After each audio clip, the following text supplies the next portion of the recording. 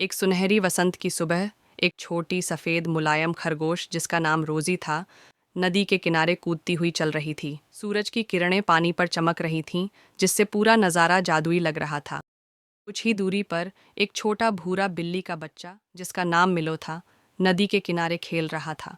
वह पानी में तैरती छोटी छोटी मछलियों को बड़े ध्यान से देख रहा था।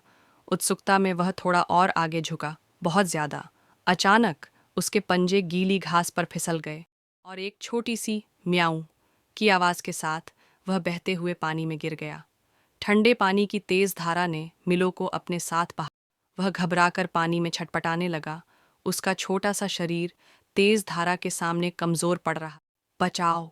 उसने डर से चिल्लाया, लेकिन उसकी छोटी सी आवाज बहती नदी। रोजी के लंबे कान खड़े हो गए।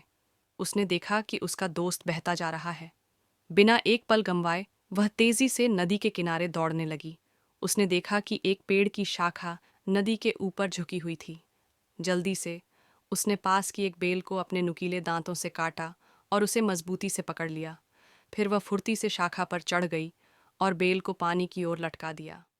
मिलो, बेल पकड़ लो, रोजी ने दांतों के बीच बेल दबाकर कहा।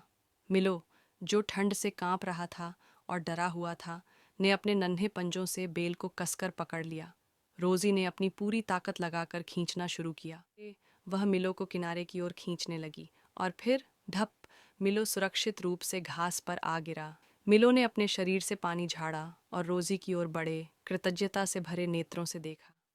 तुमने मेरी जान बचा ली, उसने धीरे से म्याऊं करते हुए कहा और अपनी। रोजी मुस्कुराई। दोस्त इसी के लिए होते हैं।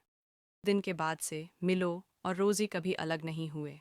वे हमेशा एक दूसरे का ख्याल रखते, चाहे ज़मीन पर हों या पानी के पास।